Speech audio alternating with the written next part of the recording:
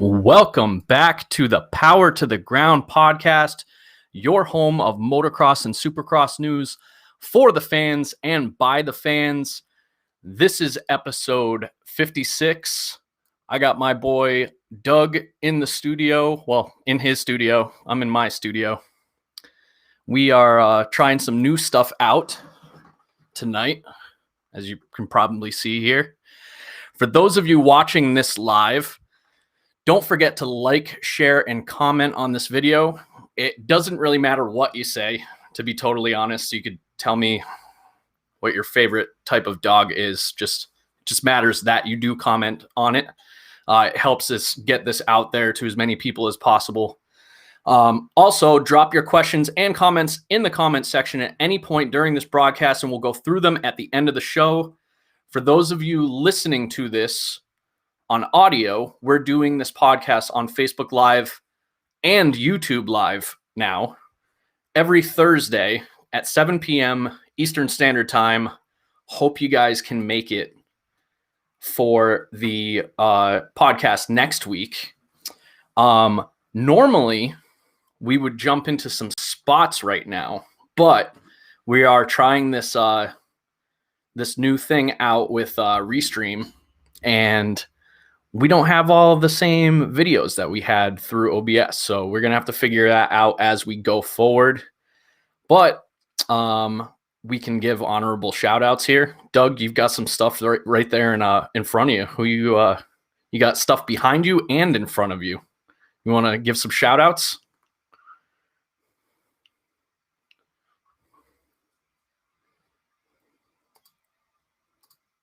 Oh, sorry about that, Doug. Hey. I had you muted, man. I know. I can see the little thing up in the corner. It's all good.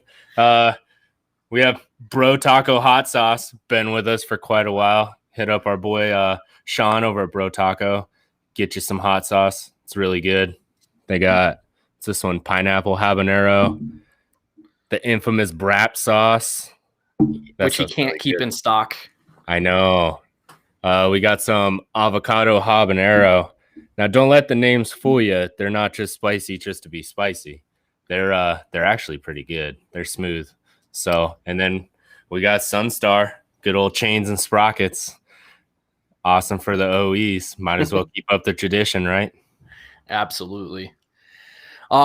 Before we start, please consider heading over to our website, power2theground.com, and making a small donation if you want to help us grow. Any little bit you can give helps out a lot, going towards things like advertising, making new merch, making the prizes bigger. Oh, by the way, I forgot to tell you earlier, Doug, I got a mock-up of the trophy for the Pick'ems. Yeah. Earlier. It's like 24 inches tall.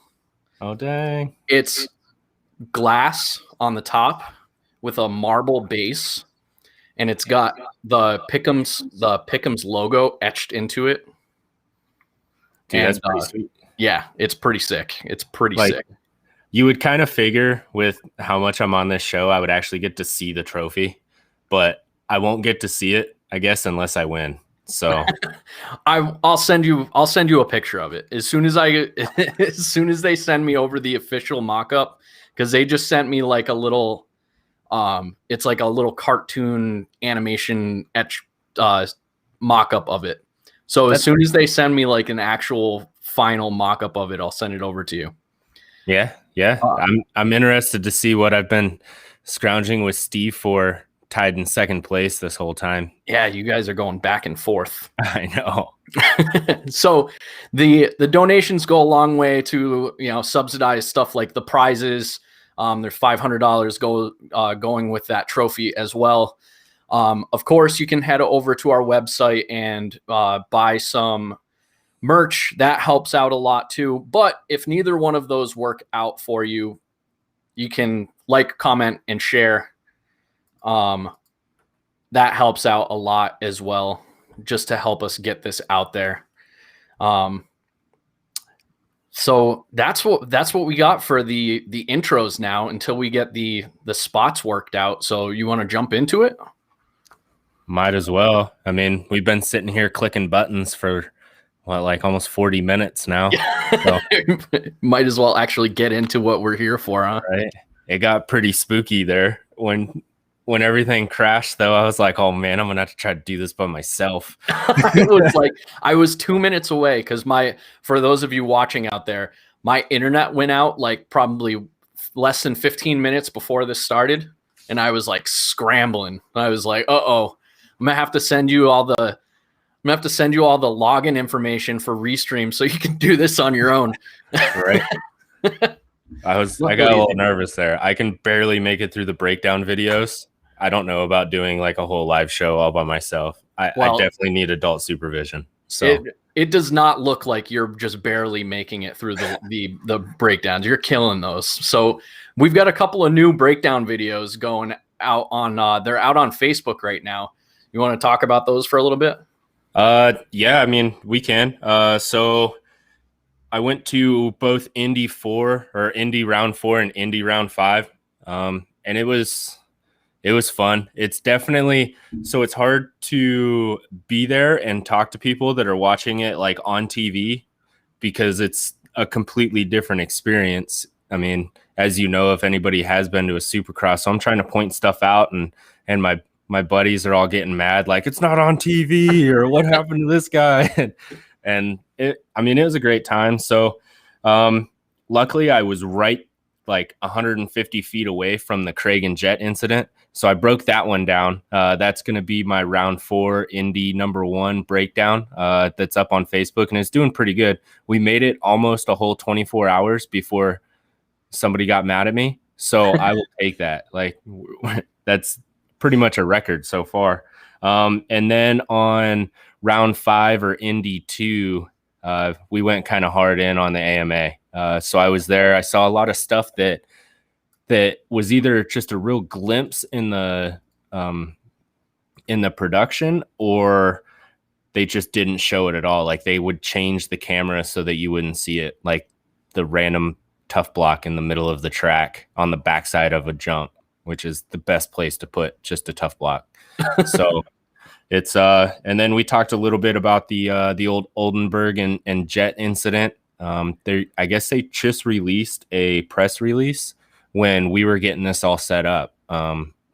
So I'll see here in a little bit if I can kind of find that press release, or hopefully somebody that's listening can send it to us. And then we will we'll have to go over that too. So yeah, it's but other than that, the breakdowns are fun. It's I'm not getting as much hate mail as I expected.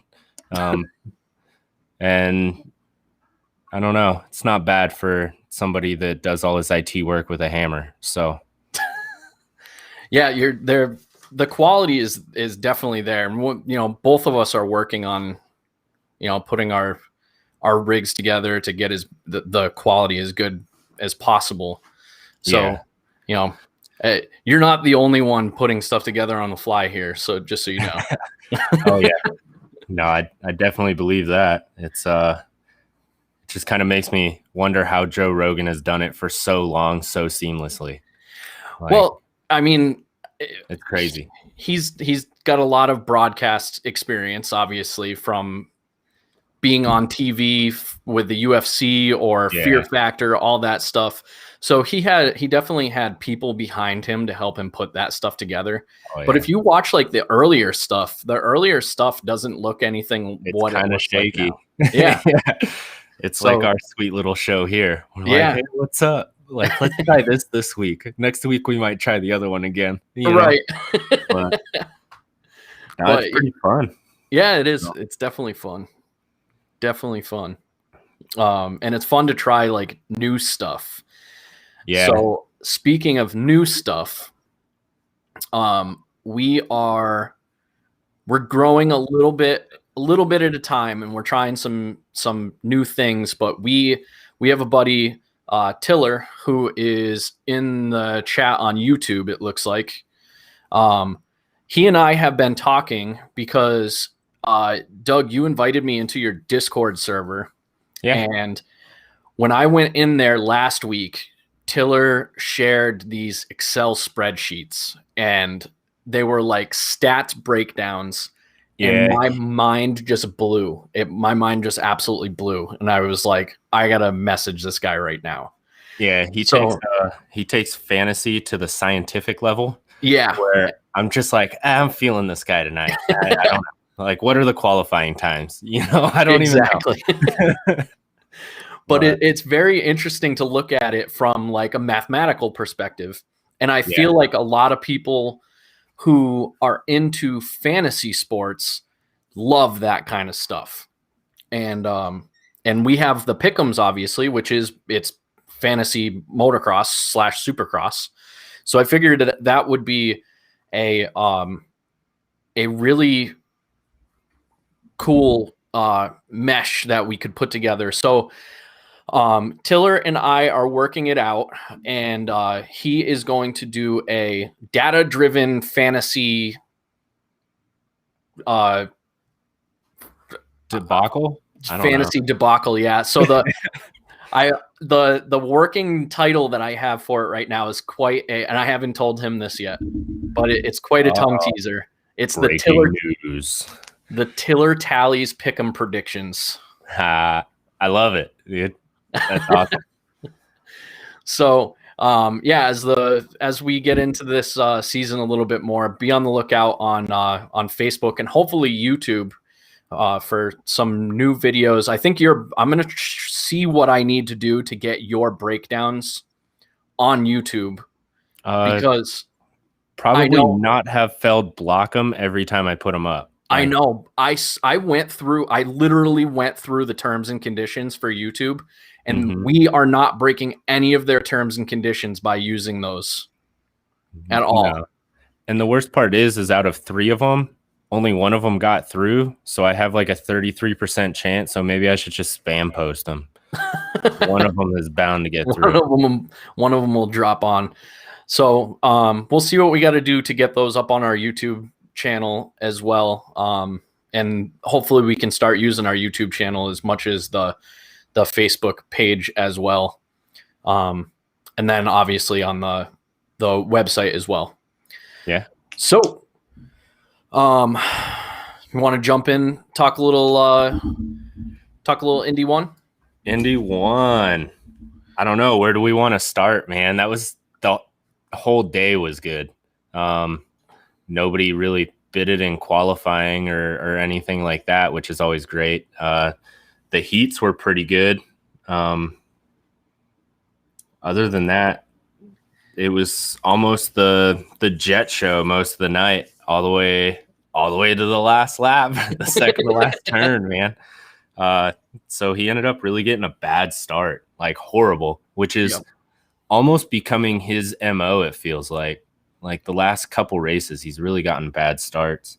And then it didn't help him out when he ran into that one dude and stalled out his bike on the wall jump. Yeah, it's probably the worst place you want to stall it. So, Nichols's gear was disgusting looking. Like it looked like old guacamole. Like, really? I actually kind of like the bright look. I don't know. I kind of liked it. It was a lot brighter on the TV than it was like in real life. Yeah, it was weird looking. Like, I don't know. It was weird. But and then Craig had that reminder light, which he didn't have on Tuesday night. So I don't know what's going on with there. Apparently he remembered what he had to remember. So I'm not sure. And overall, I mean, it was a good race. You know, Shimoda looked pretty smooth. Shimoda's shaken up to be just a fantastic rider. Like, he's quickly becoming my favorite 250 rider. Yeah, and obviously there's all this hype behind Jet, but Shimoda is, for one, incredibly consistent. Like, he's 3-4 all day long. He's so smooth on the track. Right. So smooth. And he's not far behind where Jet is, honestly. Like, no. If you've got like maybe a 10 to 15% drop off as far as just sheer speed goes, but purely consistent, I'll take that all day long. Oh yeah. And Jet's pass on Moseman, that was one for the books. That was a good pass. I don't know if you remember that pass. When he cut underneath on that hairpin. Yeah. It was so textbook, man. Like, we were sitting there like, what? You know, like, because I mean, he's really fast and he's consistent most of the time, but some of his passes are a little like, why'd you do that, man? You know, like, why'd you, like, it's almost like he tries to force it, like he gets in a hurry, you know.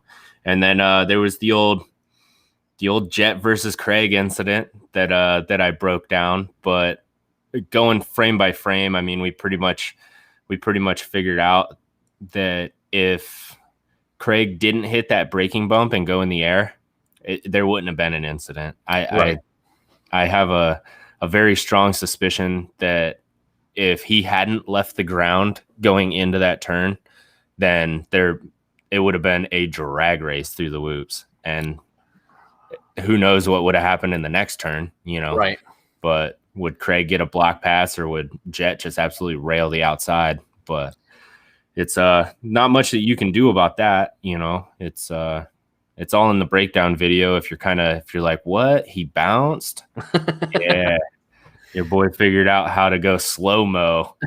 So we got that all done. And Joe's podium speech at the end really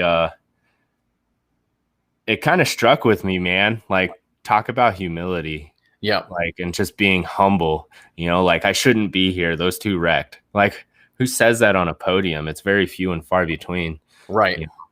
And then you end up, who was it? Moseman in the heat when he took out Jet with his savage comment, like, that's kind of what you get when that kind of stuff usually happens. So that was pretty cool. And that's another reason why Shimoda is quickly becoming one of my favorites, It's the attitude and the humility, like you said.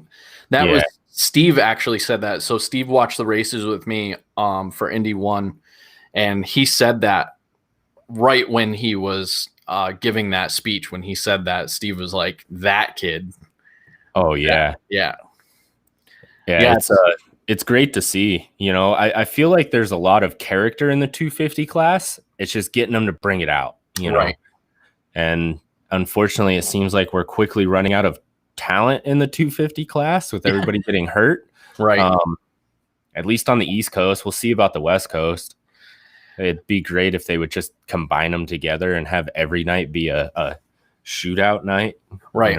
But hopefully after this year, when Nichols just completely runs away with the title, they kind of start rethinking that idea, because it's going to get kind of boring unless people start coming back from injury. Right. Yeah. When you've got like just Nichols and then everybody else is injured. Yeah. So. Yeah. What was the, well, we'll get into it in the second one. Just speaking of, the injuries, and then remind me when we get to it, talking about the injuries and then the gap that those put between the top riders and then everybody else. It's massive. So let's run through the finishes here. We'll do the top 10 for the 250s real quick before we jump into the 450s. So obviously Nichols, because of I don't know. Yeah, we'll just say top 10. Nichols came in number 1. Moseman took the number 2. Shimoda took the number 3. Love saying his name. Yeah. Jet took the number 4. Craig took the number 5. Oldenburg finished in the number 6. Thomas Dew finished in Do or Doe. That's what we were trying to figure out at the track all night, because you can't hear the announcers. Yeah. Is it Do or Doe? I have no idea. I'm going to say Thomas Dew because Tom Dew. Yeah. Tom Dew, you, man. Right. Then in the 8th spot, we had John Short, and then Joshua Osby, and then Grant Harlan. Harlan is quickly moving up. He is. He's one of these underdog names that it feels like he just keeps moving up and up and up. So we had Grant Harlan. Max was one of those, but he's out, obviously. That's sad. Yeah. That was a bad wreck, man. That happened just not in front of us, but real close. And it was bad to watch. It was like gut-wrenching in person. Yeah. So I hope he gets better soon. That's I've dislocated my hip before on a motorcycle, and it is very painful. And he's to dislocate your hip as he's basically a child. Like there's a lot of force behind that. Yeah. So that was it for the 250s and Indy 1. There was some really good racing in that round in both classes. So let's jump into the 450s. Let me pull up these results. It's another thing that I want to get fixed up I can just hold my cheat sheets up in front of the camera. I'm like, hey. Yeah, you'll have to walk across the room to do that, though, right? Yeah. We'll get it figured out. We will. Yeah. So 450s. Roczen is getting on a roll. Yeah. What do you think? What do you think this is going to do for the rest of the class at this point? Well, if history repeats itself, the first person to win 3 Supercross events is probably going to win the championship. And the way Roczen is riding right now, it's hard to say. But unless he gets hurt, I think it's his. That dude is on a rail. Can't touch him. Like, he's MC hammering all over the rest of the field right now. So, and it's I don't want to get ahead of myself, but like in this race, in round 4, he was definitely fast, but Tomac seemed like he had something for him. I mean, it was a good race, but I don't know. That he is locked in and set on destroy right now. So I have a feeling it's going to be his, man. He's going to go ahead and hoist that trophy in a couple rounds. So, well, first thing I want to say is, Tiller, here's an idea for your first episode, for your first Tiller Tallies episode, a breakdown of how often the champion is also the first 3-round winner. Yeah, I definitely got that information from Vital. So I'd still like to see a breakdown of it. It'd still be pretty cool. Or, you know, how many broke down to the round 1 winners, or just, you know, just a breakdown of the rounds. I don't know if he'd be into that, but he and I can talk about that. It'd be pretty cool.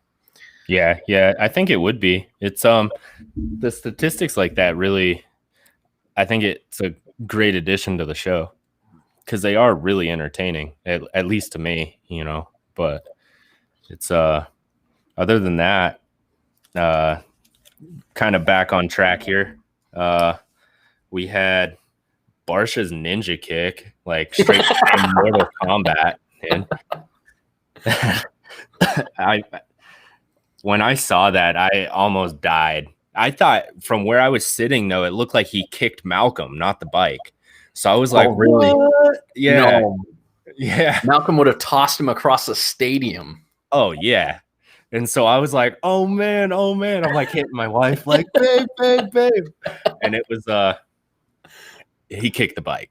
But it was just hilarious to watch. You just see this little guy with his hair all like flying everywhere, just run up and like Sparta kick what looked like Malcolm, but was the bike. And I'm like, what? What's going on? I think, what was it, in the press conference or something? He was like, yeah, I was just trying to help him get the bike off of him. And I was like, no, you weren't, fool. Like, he was mad, but I mean, because he did that, it made it so that both of them ended up getting up faster than they would have otherwise. Oh, yeah, for sure. And it was, the crazy part is going back and kind of looking at that start, is Malcolm didn't even touch him. Like, Malcolm was too busy trying not to go over the bars to even worry about like what Barsha was doing. So I think he was just frustrated. It was, but it was entertaining. That's going to be on highlight reels for a couple years, I think. So, I hope so. Oh, it was great. It deserves and then, to be. What was it? We had Tomac just kind of baseball sliding. He did that Tuesday night too, where he was just like, I'm gonna slide in here. And then Anderson, I don't know what's been up with Anderson, man. He's not even a factor, you know. Right. It sucks to see. It's not fun to see, you know. I think something actually just popped up recently. I haven't read it yet, talking about him, and what's going on with him. So I'll take a look at that and see. Maybe we can talk a little bit more about that later, or at some point over the next couple of weeks. Because Anderson is just one of those riders. I mean, he's Barsha-esque, where he's like just a free spirit on the bike. So Yeah. having him in the mix just it makes for more interesting racing. Yeah. Because you just never know what's going to happen when he's in it. Yeah, that's I mean, I completely agree. It's not fun to watch, you know, like when you get used to watching Anderson like ride the way Anderson does, or Barsha ride the way Barsha does, like either super aggressive or the exact opposite. Like it's fun to watch because their personalities really come out in their style. But I don't know what's going on with Anderson, man. Yeah. Like it's hard to watch. It really is. He's just not into it, it seems like. And then he dislocated his fingers, so who knows how long till he gets back. He might miss Saturday, maybe. I don't know.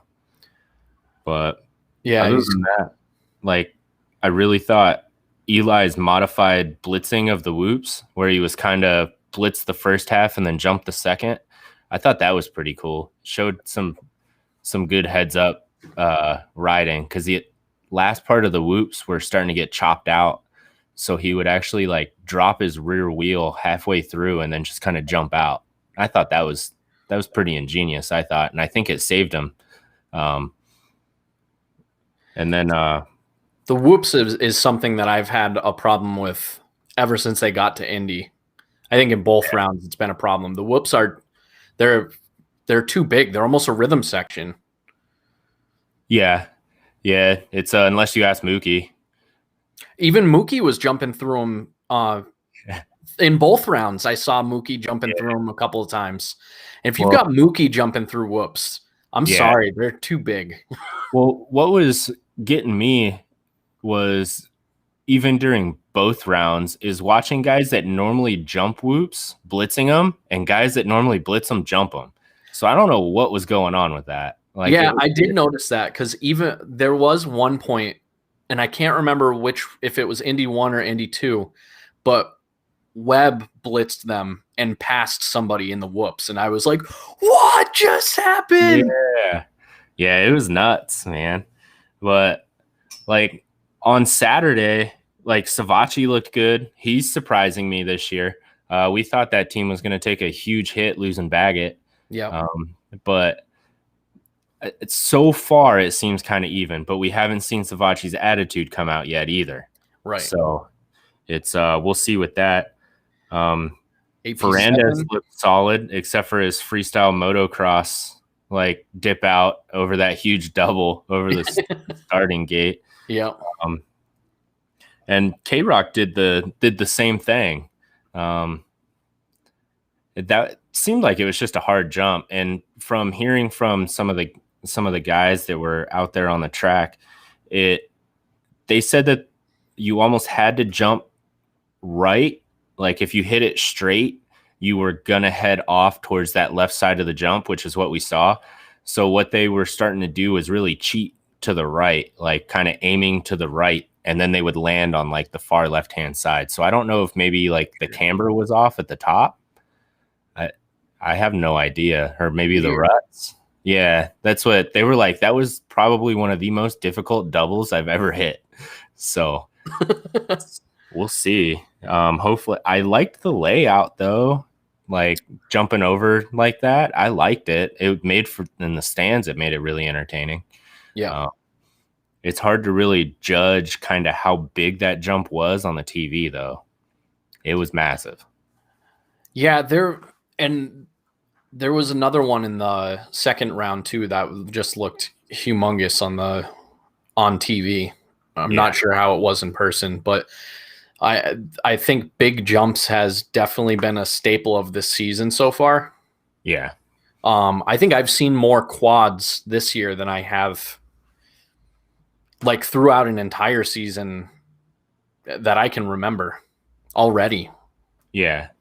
It's definitely going to be entertaining to kind of watch, because I think we've seen the riders evolve so much since when they first started kind of designing the modern Supercross track, that it's going to be entertaining to watch the evolution of the track to catch back up with the riders. Right. And I think that's kind of where we're at right now, and why we're getting kind of weird layouts is because I don't think they know what direction to go with the track design in order to maximize like the riders, like just talent. You know what I mean?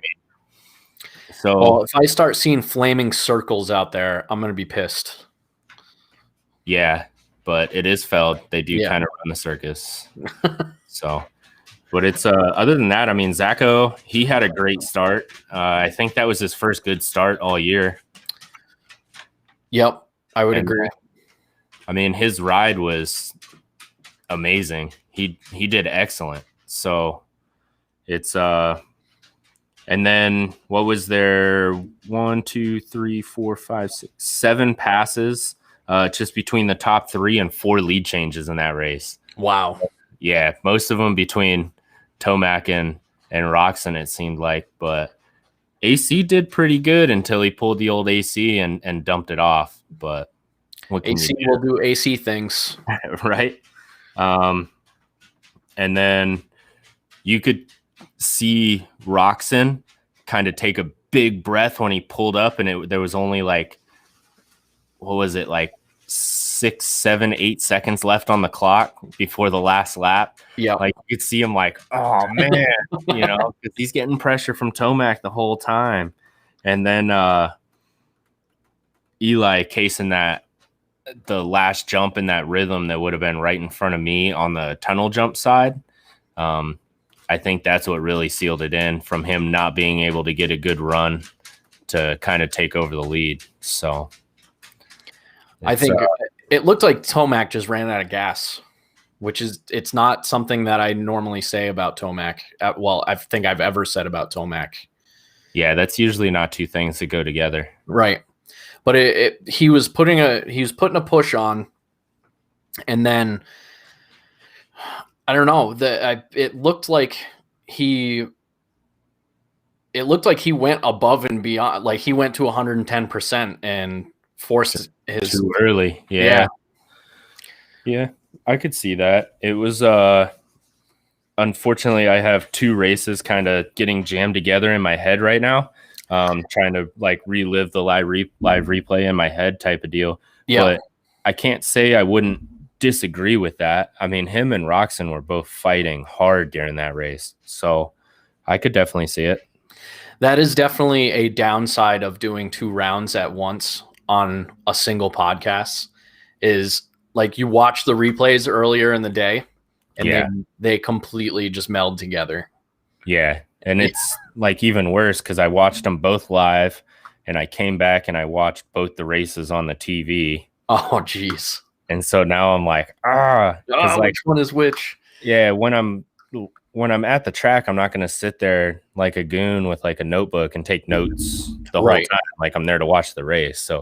So when I came back, I was like, I should probably get some notes, you know? So that's kind of, I sat down and started watching it and writing notes out. And I'm like, my brain hurts, man. Like, which race was that? I can't, you know? Right. Even if you take notes, it doesn't really help. No, because then like my notes are like AC dropped. And I'm like, that could be any round. Yeah. So it does, but I'm still new to all this. So we'll get it all figured out. Yeah, we will. This is a work in progress. My last honorable mention for this round would be AP7. Now, he didn't get the greatest finish in this one. He ended up finishing in 9th. However, I will say that there were flashes of Plessinger in this race that foreshadowed what ended up happening in Indy 2. Yeah, he looked good all weekend so far, and let's hope he can carry it into the next one because I'm a big AP fan. Yeah, so I was freaking out. Like I almost couldn't do the breakdown videos because my voice was just so gravelly and scratchy. So I'm like sitting there on the audio mixer trying to make it sound decent. But yeah, it's I mean, he looked good, and for him and Malcolm to pretty much be anchored together, I think is pretty cool because they're both so fun to watch ride. Right. Like in their own ways. So They both I'm have a definitely. very they have an attack styles for sure. Oh yeah, yeah, and I think we're finally seeing Yamaha get the 450 program kind of straightened out from where it was in the past couple years. So hopefully, maybe not this year, but maybe next year we'll start seeing some blue bikes up towards the front a little bit more because they definitely have the power and they Yep. have the talent. I just think that there's consistency issues going on. So we'll see though. Other than So that, it was a great race. yeah, it was. It was that was definitely my of the two tracks in Indy so far, I preferred this one much to the second one. But so let's do the top 10 here real quick. So we had Roxon finish in the number 1 spot, Tomac finished in the number 2 spot, Webb finished in the number 3 spot. Cianciarulo finished in the number 4 spot after Cianciarulo did Cianciarulo things. Osborne finished in the number 5 spot. Ferrandis in the number 6 spot. Anderson in the number 7 spot, which actually is a pretty high finish for him so far this season. Yeah. Savacci in the number 8 spot. Plessinger in the number 9 spot. And Muskin rounding out the top 10. And that was your Indy 1 results. I don't want to get into the points because obviously we've got another round to get into. We can get into the points after we do the Indy 2 recap. Yeah. Yeah. Let's jump into it, man. Jump into Indy number 2. Let's do. You want to do 250s or 450s first for this one? I mean, the 250s, there wasn't much of a race, man. It was Nichols just kind of grabbing it and running until they threw the checkered flag one lap too early. Which is unbelievable. Well, yeah. I mean, I guess it's believable. You say that, and somebody that knows Supercross would be like, "Yeah, I could see that happening." Yeah, definitely. So this was the race that because Jet was out, so Jet crashed. That was a bad crash. Yeah, 2 times. I mean, he got a knockout uppercut in qualifiers, and broke his visor off. Then he crashed out again in the heat, broke his visor off again. I don't know how many helmets that fool has at the race. I'm sure he's got more than 2 though. But and then he went to the LCQ and he won the LCQ, which is which was pretty impressive. He did not look good during but the LCQ. He did not look good. No, he won with like a 6-second lead, but he still looked like he was running at like 60%. And I don't know if they showed it when he was coming off the track. He didn't want to have that hand. Like, I think it was his left shoulder.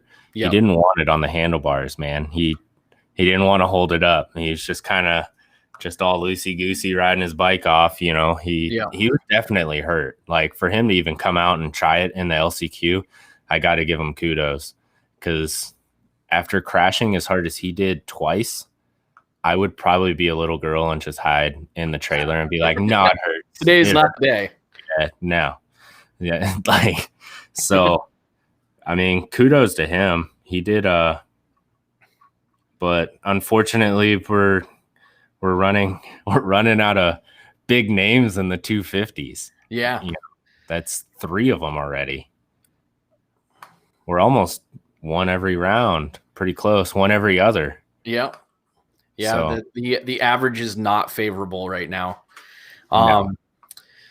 I mean, so that didn't work out for, I mean, there was more drama than that. I mean, Oldenburg went down and he crashed out, and he made it to the gate for the LCQ, but they didn't let him compete in the LCQ because they thought he did a frame swap. Yeah. And he's like, nah, bro, I didn't do a frame swap. He's only got the one bike. Right. Like, what's he gonna do? Right. That was another wreck. I'm surprised he walked away. That one was right in front of me again.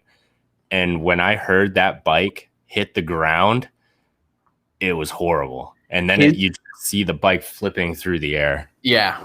I had Kaylin watching that with me, and she was like, she had her eyes covered. Oh, yeah. And he just folded up. And that wasn't even the worst one. I can't remember.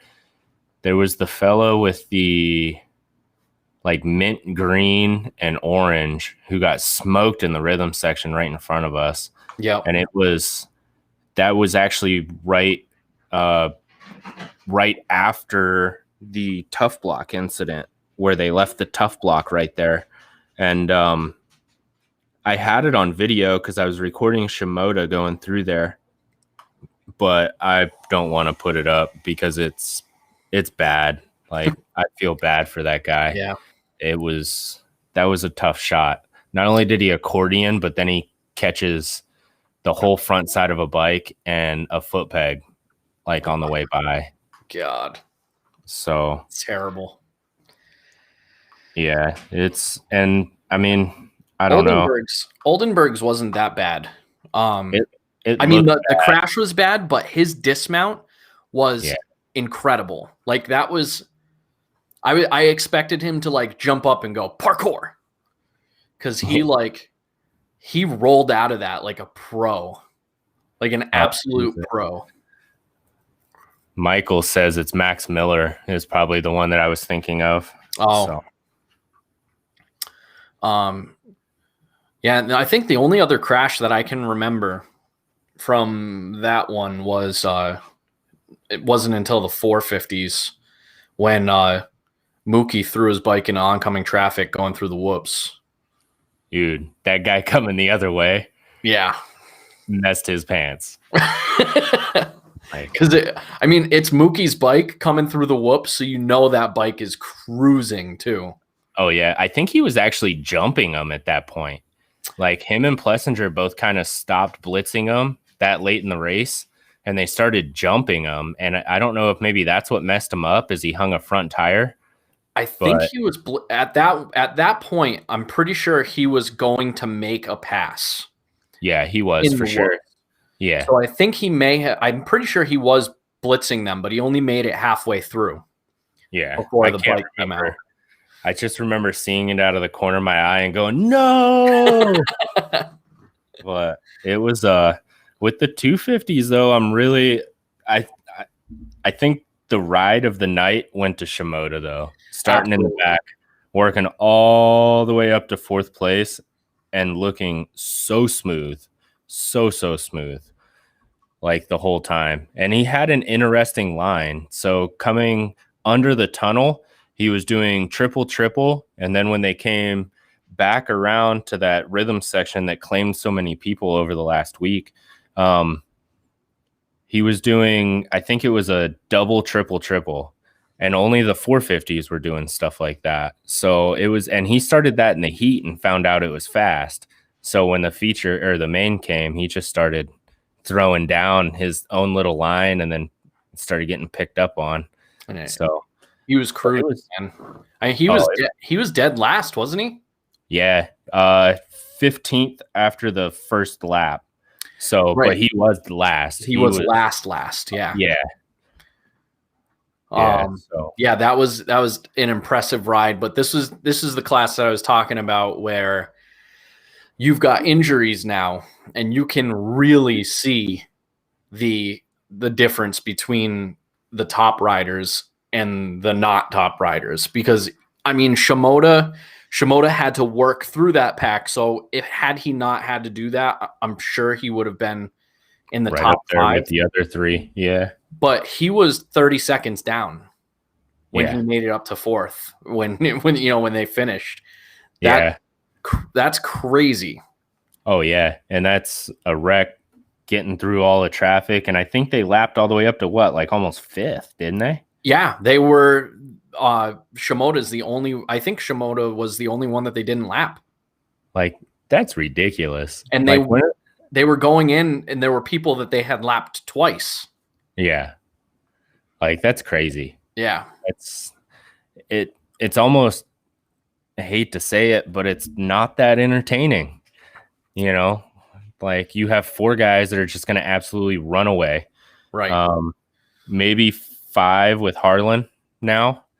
And there's a couple other like good guys like Jeremy Hand. He's an Ohio guy. He does pretty good. You have Harriman. He has the speed, but he's still fairly new. So I think he's kind of he's still learning his way, But I mean, there's some speed in this class. It's just getting there, And this goes back to my age-old rant of why don't you just combine the classes so that then we can have entertaining races every weekend? Right. Because at this point we've got, I'm not sure I would throw Harlan in there yet. He's going to have to show me some more stuff. Yeah, but like if Shimoda didn't get hung up at the beginning, Harlan would have finished in 5th and he would have been like 30 seconds down from 4th. Yeah, but he's getting there. Yeah. And especially coming in, I think this is his first year in Supercross. I remember seeing him at Outdoors because I talked Tiller into picking him, and then he had like 100-point night. And I was like, yeah. I remember you saying that. Yeah. But he's getting there for where he came when he first came up on my radar last summer to where he is now. Leaps and bounds, man. So I think he'll be there. Yeah. It's just a matter of when, but there's definitely a case to be made for combining these 2 classes though, because what you've got right now is you've got 4 riders actually competing. Granted, there are injuries and there should be more. I mean, there should be we got 2 guys out right now, 2 big guys, Faulkner and Hampshire. Faulkner, Hampshire, and Jet. Yeah, and now Jet. Yep. So 3. So there should be 7. Yeah. But what you've got right now is you've got 4 riders competing and then a bunch of moving obstacles on the track. Yeah, and hopefully the AMA is having the same conversation we are, but after what I saw on Tuesday, they probably aren't. So it's hard to say. Yeah. I would love to watch them both. I mean, the showdowns, everyone knows that the 250 showdowns, once, twice a year are some of the best races to watch. Yeah. So why not just do it all year? Right. Especially if they're going to flip-flop. This is going to be East Coast. This is going to be West Coast. This is going to be East Coast, where these guys don't even really know what coast they're running, but they're all running in pretty much the same area anyway. Right. So, and if you want to go for top 10 in points, show up to all the rounds. If you just want to get your Supercross points, we'll catch you at the next one. Right. So I don't know. That's what I would like to see. But yeah, whether or not we actually do is going to be, I'm not holding my breath. Let's just say that. So, so then, so we had a funny finish in the 250s where there was some confusion at the finish line because we never technically got to the finish line. Because the flag guy who was supposed to give Colt Nichols, the leader, coming through on his last lap, was supposed to give him a white flag, but instead gave him a checkered flag. And it was amazing watching it on TV.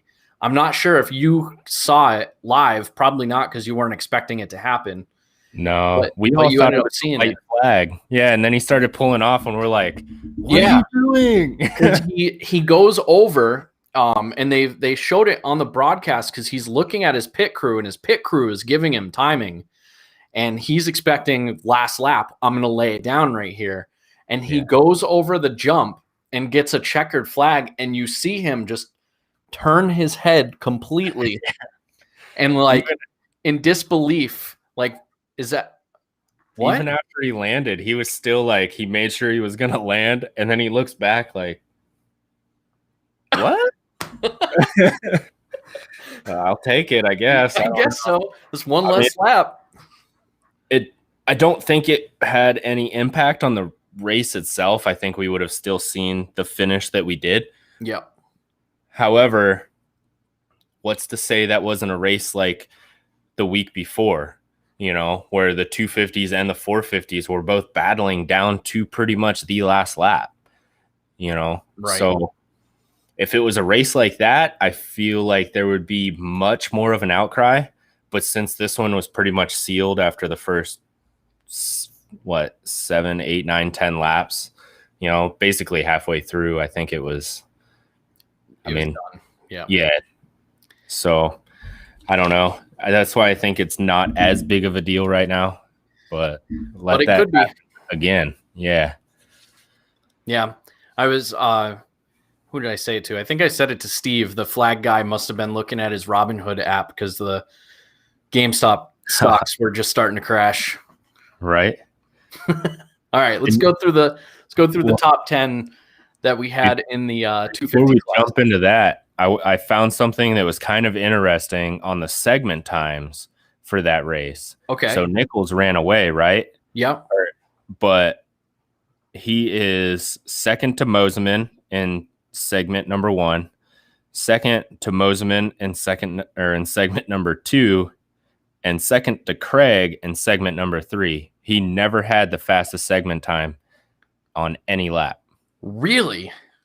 He was just smoother in all the segments than everybody else every lap. Wow. And that's why he ran away. That's interesting. Yeah, I printed it off and I was like, that just doesn't look right. Because you see somebody doing that, like you kind of expect it to be like he's at the top of everything. Right. Not at the top of nothing. Yeah. So, he just made the fewest mistakes. Yeah. So top 10, we had Colt Nichols, obviously, with the one less lap.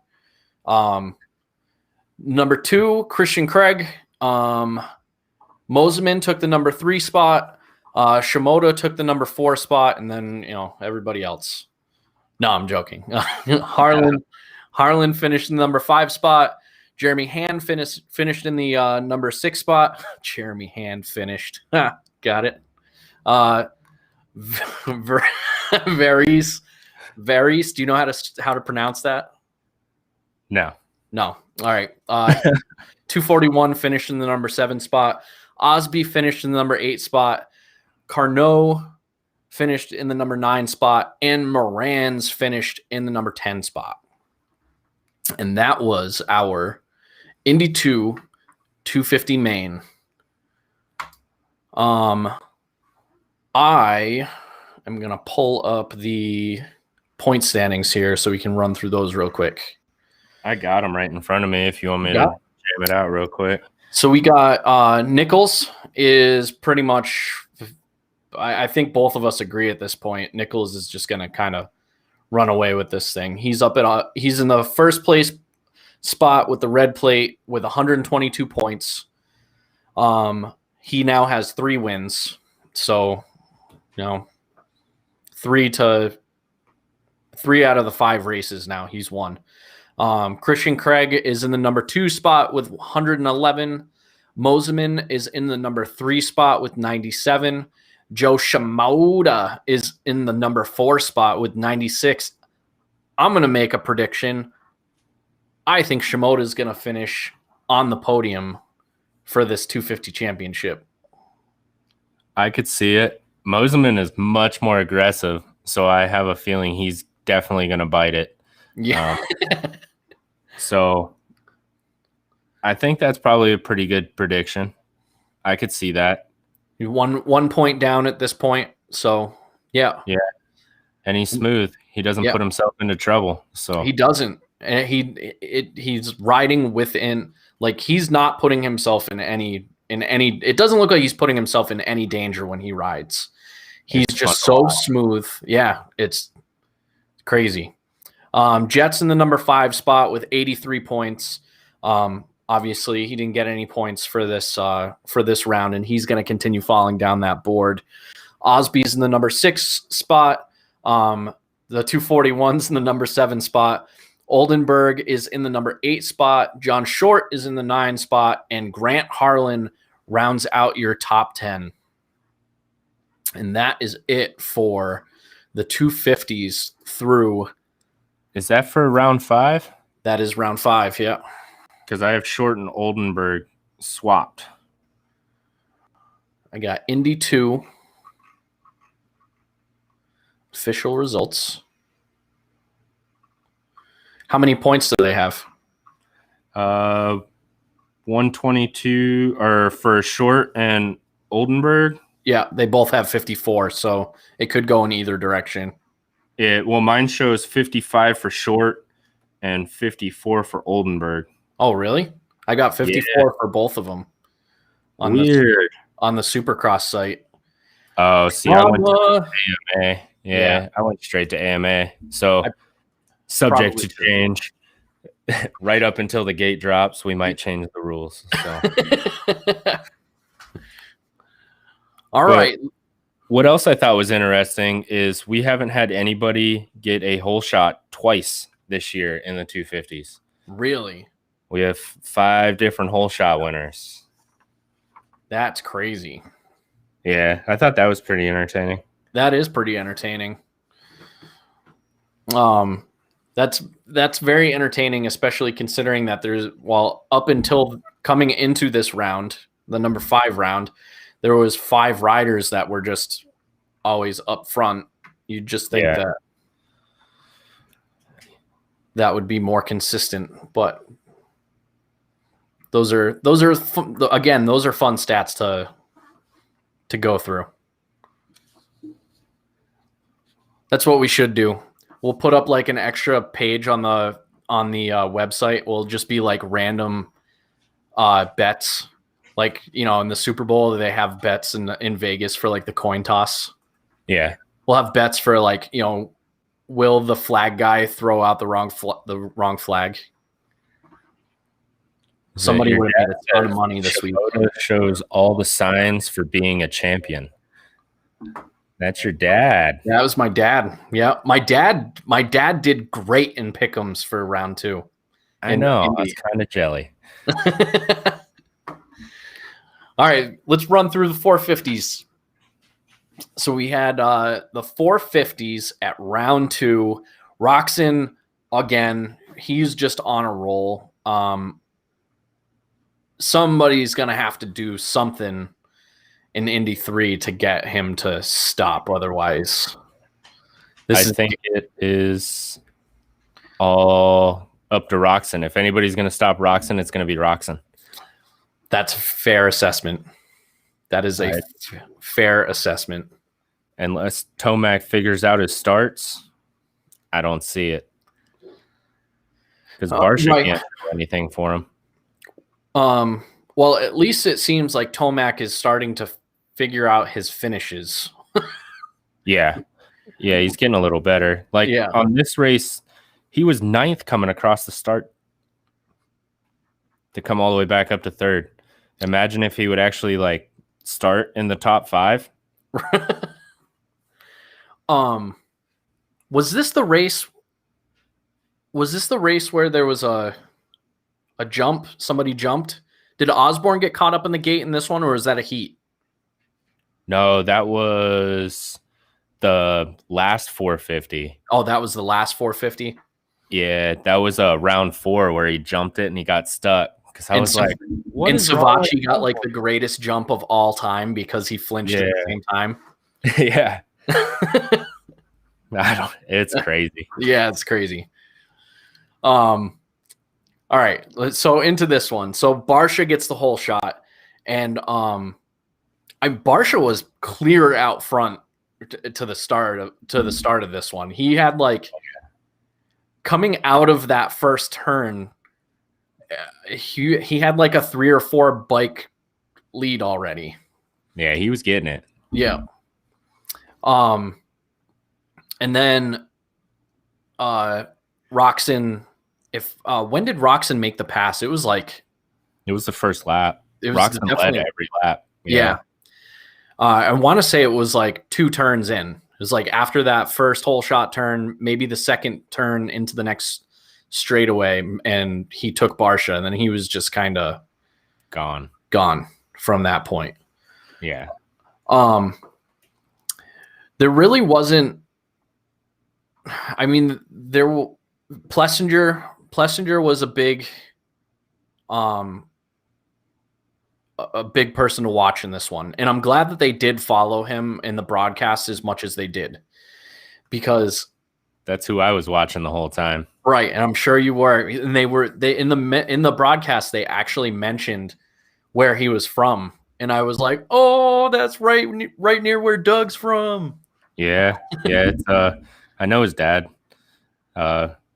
pretty well. And I've met Aaron a couple times, and he's another humble dude, like he's not like if you didn't know that he raced dirt bikes professionally, it wouldn't be somebody that you would ask, hey, do you race dirt bikes professionally? Like he's super down to earth and cool. And I don't know, I've liked him for a while, not just because he's from Ohio, but I like his personality too, so I was freaking out. I was yelling the whole time, and I was sitting right next to Cade Clayson's family. And Cade is, I think he's originally from Ohio as well. And before he moved out to Arizona, I think. So I was sitting next to like all his brothers and sisters and mom and like their whole crew. And we were yelling for him the whole time in the LCQ to pass old A-Ray. And I'm surprised the usher didn't come up and yell at us because we were being obnoxious. And then me and my brother were doing the same thing in the main for Aaron, just yelling the whole time. And I think we were the only ones there that weren't hardcore Jet and Tomac fans. So it was a little awkward because we're yelling for Shimoda and Plessinger, and everybody's like, who are you yelling for? Oh, that's right. You texted me. You were like, we did not make any friends tonight. Yeah. So, it'll be all right though. Yeah. This Plessinger is a fantastically talented rider. But this is a mind game. All of racing is 100% a mind game. And I think that's what Plessinger is working against, is like he's a 250 champion, and he was a damn good 250 rider. And what I think his biggest issue is, and this is just kind of going out on a limb, but if you watch him when he's around somebody else, he kept up with Tomac for quite a while. And Tomac is probably one of, maybe not that night, but on any given night, he's the fastest guy on the track. And Plessinger kept up with him pretty good for a number of laps. But I think what Aaron's problem is when he gets a little gap, he lacks the self-pacing that most of these guys have when they're not judging themselves based on whoever's around them to push harder. I think he just loses the self-pacing push. And you can really see it if he gets a gap or nobody's coming up behind him and nobody's really in front of him. He starts slowing down quite a bit. I don't think he has the ability to self-pace himself. Huh. That's interesting. I'm definitely going to pay attention to that, because I now that you say that, it kind of makes sense to me, because he definitely does seem to settle into a pace as soon as he's by himself. Yeah, and it's not the same pace that he would normally do if somebody's around him. And he has good fitness. We saw it tonight. He can go hard all 20 minutes. Right. It's just, I don't think it's that weird like race mentality where you're like, I got to go as fast as I can, but nobody's around me, so I don't want to wad it up. So you back off just a little bit, and then it's just a little more, and then it's just a little more. You know what I mean? The laps keep ticking off, and it'll be interesting to see if that's something that he can fix, because I definitely think he's fast. He's definitely got the bike.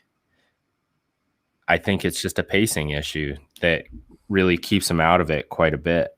And it helps when like Cianciarillo wrecks and Osborne doesn't get a very good start.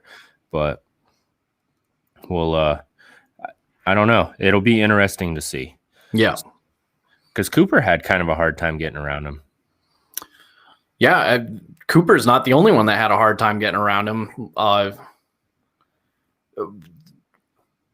Again, I'm starting to blend. Tomac took a couple laps to get around him too. That's right. Yeah, it was like it was like 3 laps he had him behind him. A lot longer than what I thought it was going to be. Yeah.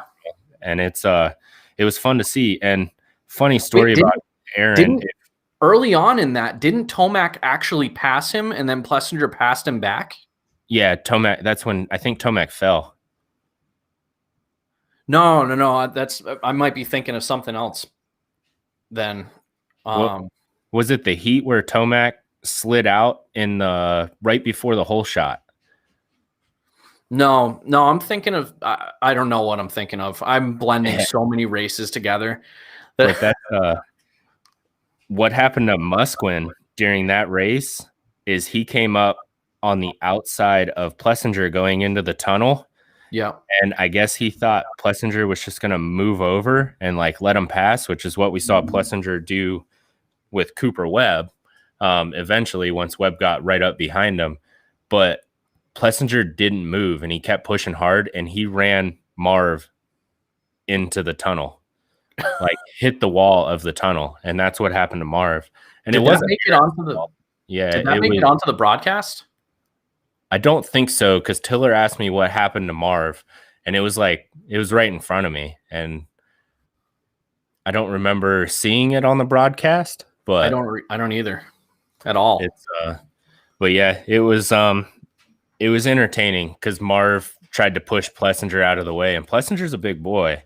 He didn't move, and Marv ran out of real estate. So that's if a little word of advice: if you're gonna push somebody out of the way, try to make sure they're probably not as strong as you. Yeah. So that's in Marv's case, like, somebody who's not twice the size of you. Yeah. It was just seeing it. Like I've never seen that before. And I didn't know whether to like gasp or laugh or like, I was like, that's the kind of stuff that you do on like the Supercross video game, not in real life. It was entertaining. It was a good race overall, except for Roxon just running away. I didn't watch it the whole time. Yeah. There was a lot of good battles. There was, and there were battles and then people going down and then more battles and then people going down and more battles is really what it seemed like to me. Oh, did you just freeze on me? No, I'm just not moving. Oh, dude, you were so still. I thought my computer froze. No, I was reading what your dad said. So the cool thing about Restream, just for you guys that have never used it, is it combines both our Facebook and our YouTube comments, and it puts them up on the monitors in front of us, so they're easier to read, so that we don't have to watch Facebook on our phone while we're trying to talk into the thing. But if you're like me with any type of like shiny object squirrel type of stuff, like when I see them pop up, I'm like, ooh, what'd he say? So I tend to sit still and read. My bad. We'll do something. Oh, it's cool. We'll do something cool when we start getting into the comments at the end too. We'll put the comments up on screen. Yeah. I don't know if we're going to be able to like scroll through them on screen, but when we go through them, you guys can, start chatting live and you can see them all come through on the broadcast. It'll be pretty cool. Yeah. And we got old Savachi in the top 10 again too. Yep. He's kind of turning into the points don't show it, but his average finish is what, like 9? Oh, it's 13. I was going to say, I remember him being in the top 10 more often than that, but apparently I'm remembering wrong. So disregard what I was going to say. It's all good. This is like, there's so many races all consolidated into so little amount of time that it's difficult to keep it all straight. And Ferrandis is, he's in this Yamaha program, which I agree with you. I think the Yamaha program is moving in the right direction. Ferrandis needs to get his, I don't know if it's like rookie rookie shakes out or what it is, but there are some times when Ferrandis just looks like the fastest guy out there, and then he gets a little bobble. Yeah. And then he gets super stiff. Like, I watched it happen in both races where he'll be out there looking smooth, and then something weird will happen, or like the bike will shake or something like that, and then he just stiffens right up. Yeah, he gets completely off his groove. He's very Roczen in that aspect. Yeah. And very surprising, Roczen actually did have a bobble in this race, and he was able to recover from it. I think Roczen is feeling very pre-web swing arm Roczen. I think that's what we're seeing. I don't know if we'll ever get like the daring passes anymore, but I think he has that mindset right now where and a race like this Tuesday race, I feel really shows it, where he showed up with his A game, and he let I fully expect him to show up on Saturday wearing like a suit with like the cane and, like he used to do. Right.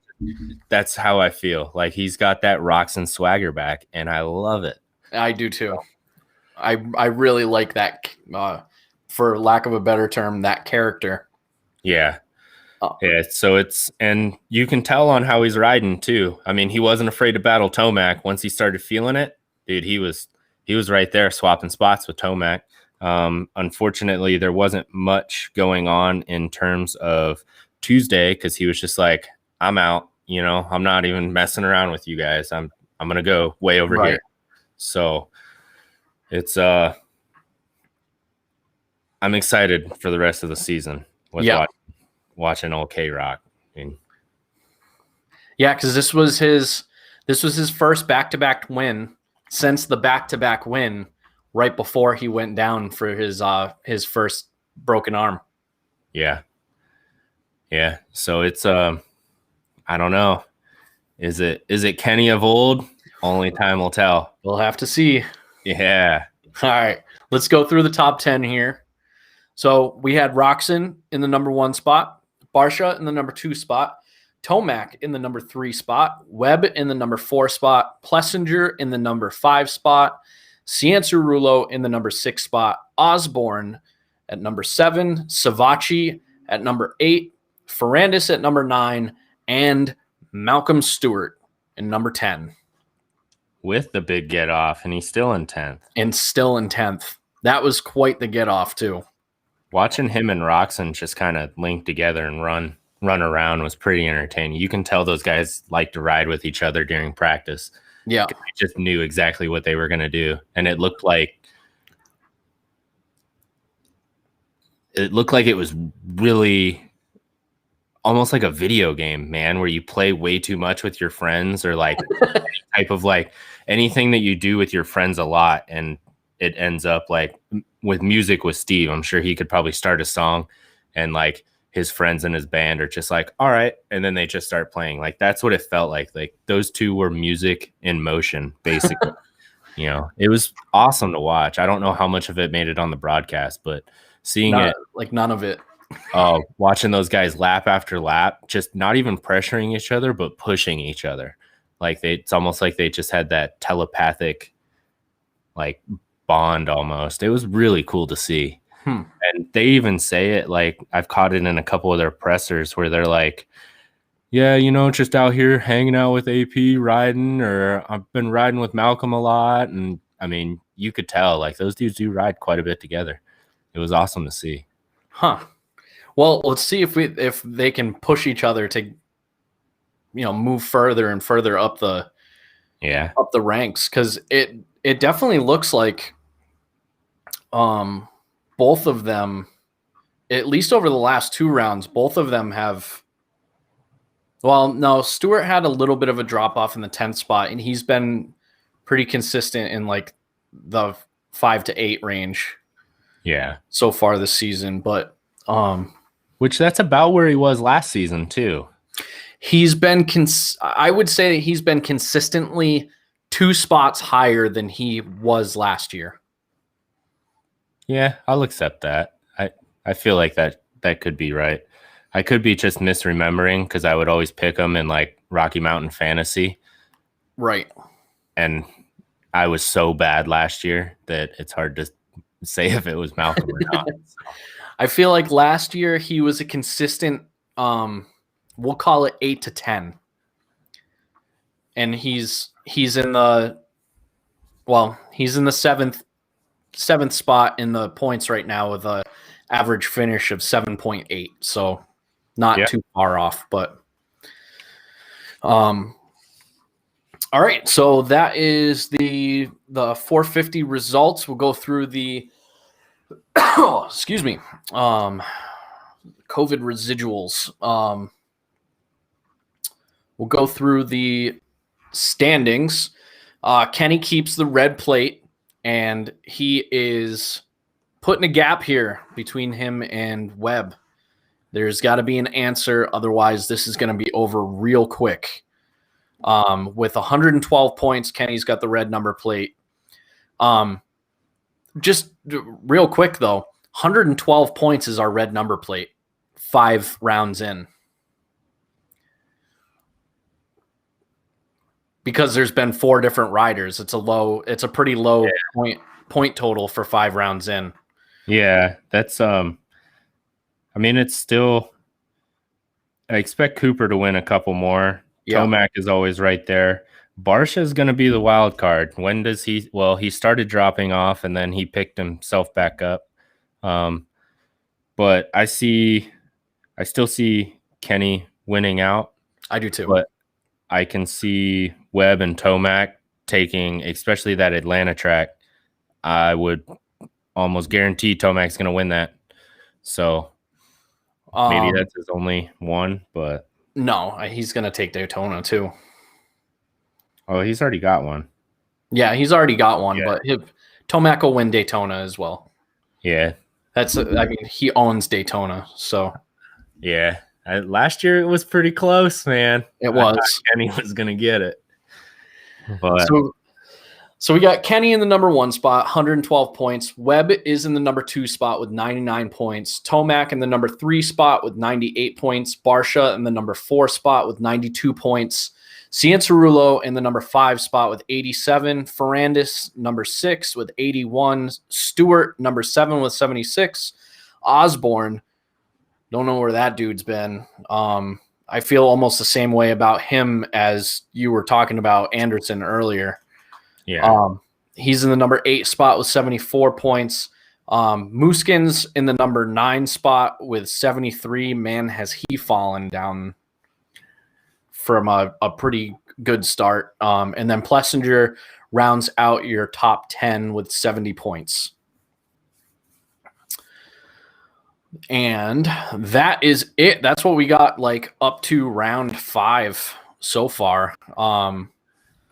So just going to look at our Pick'ems results here real quick. I'll give you the top 5 because I'm falling quickly down the ranks on the Pick'ems here.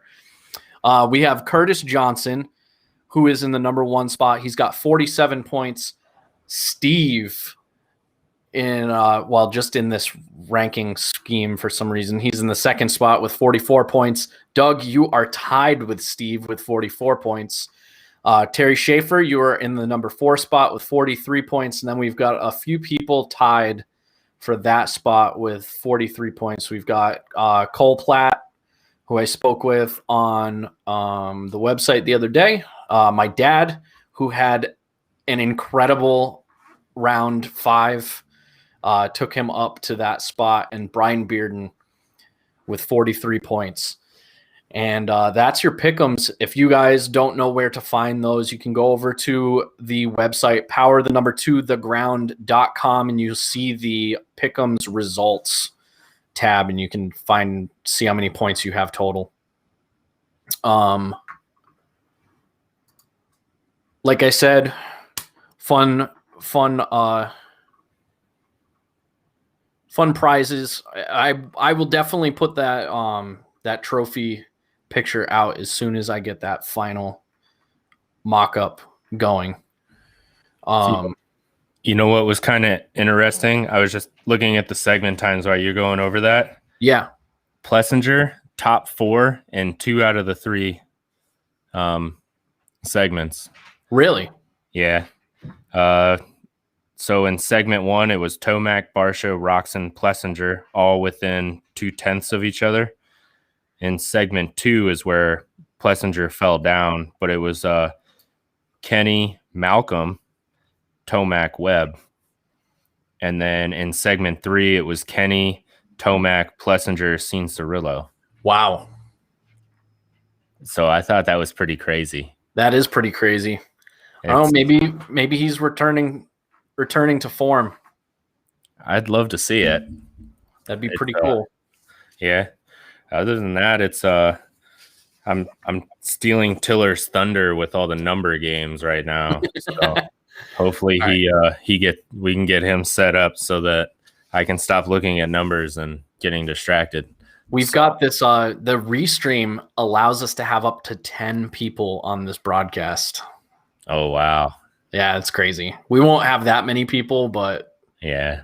Well, we did that one with 4 people. It was you, Sean, Steve, and myself. Yeah. And that one wasn't bad. It's definitely different, especially when you get into like heated discussions about stuff. Right. Yeah, you got to make those really, really like you got to make sure everybody's got the night off for things like that. We ended up going like 2.5 hours on that one. Yeah, it's really entertaining. You can find it on Facebook. I thought it was a really good podcast. We got really deep into some stuff though. We did. Yeah. It's on audio too. You can find that on all the audio platforms plus our website. Let's try this chat thing here. See what happens. All right, I'm going to click the button. Here it comes. Messages from audience will display here. Go ahead, guys. Let's try it out. Let's try it out. So let's go back through them. So we had Austin was the first one to jump on. You guys were jumping back and forth on YouTube. I think Austin was talking about the lime green. Yeah, with Nichols's old avocado gear. Right. Where he was saying, show it right here. That stuff was too baggy and it didn't work with the boots. We're getting fashion tips over here from Tiller. That's pretty cool. Harlan is kicking it. He's kicking something, Tiller. I'm not sure. We'll see. We'll keep an eye on Harlan. We'll see where he finishes up here.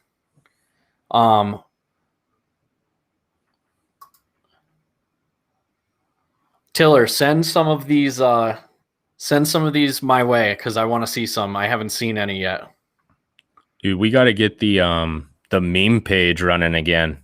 Yeah, every time I share something, I go past that group and I always look at it. I'm like, man, I got to start doing something with that. Yeah, that's meme groups are so much fun. Oh yeah. So if you guys are out there, we have a what is it? The PTTG motocross meme. Yeah. Motocross memes. If you search it on Facebook, you should be able to find it. I'm pretty sure it's public. Yeah. Tiller says Monster Circus Cross. When we were talking about jumping through flaming hoops and whatnot. Yeah, that's exactly. Shimoda definitely showed some talent. Shimoda shows all the signs for being a champion. Yeah, you showed that. You talked about that earlier. Do we have anybody else on here right now? Tomac, Osborne, and Webb are all in need of a good start, and anyone can win.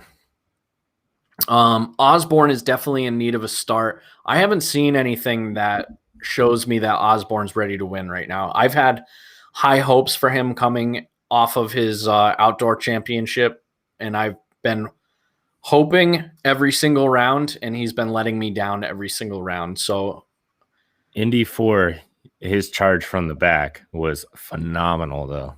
That is true. He's had some flashes. I don't know. I feel like every time I put him on my pick'ems, he ends up letting me down. Yeah. What is my dad saying here? The only time pacing, talking about Plessinger here, pacing should be an issue is when you're out front. Any other time, it's twist the throttle, man. I think that's what you were reading when I thought you froze. No, it was his next one. Oh, it was the next one? I tried not to laugh because I just visualized it. My practice partner, Dave Jolie, would take me out every chance that he had, even in practice. So Dave Jolie is the guy that would come with us to Unadilla every year. And we would go camping, and Dave would say, I was like 13, 14 years old, and it would be like the middle of the night, and we'd get up, and he's like, I don't care if you get up and make noise, but if you're going to do it, you got to get me a beer. So, yeah, Dave was that guy. Sounds like an outdoor. Yeah. Then we got this one. Tiller says 10 people for couch cross. I forgot to mention, we are doing couch cross this Saturday. I'll be here. We are doing couch cross. I'm going to have to change my setup because I can't see the screen from here. But yeah, I'm going to move a TV in here. I think Steve said he's going to be here, so I don't know how we're going to set that up, but I think the last time you just ran it off of your camera and mic on your laptop. Yeah. So I think what I'm going to do is I'm going to turn everything around here because I've got the casting couch here in the office. So we'll probably sit over on the casting couch and set up a TV and watch it on the TV while we're, doing the whole restream thing on the computer. But yes, we are we're doing couch cross this Saturday. It's going to be sick. Right. I have to remember not to jump up and yell. So I'm excited. You don't have to remember to do that. In fact, that makes it more entertaining. Just don't knock anything over. That's what I'm afraid of. My dad says he's ready to win. I'm pretty sure he's talking about Osborne. Yeah. And yeah, that's all we got for comments. This is pretty cool. I like the restream better than OBS, just as on the guest side. Yeah, because it's cool being able to see everything that happens, and I feel like the quality's a lot better too. Yeah, so I might change up this background too. I might change the background that we have going on right now, where you can see it, and other people can see what somebody's saying on YouTube. Maybe generate some fun conversations. Right, because Tiller is on YouTube right now. I'm pretty sure he's the only one on the YouTube channel, so he probably felt like he was talking to himself right now. I'm there. I have it. Oh, you're on there? Yeah. My dad says 2-stroke or 4-stroke couch. It's a 4-stroke couch, Dad. Mine's 2 all the way.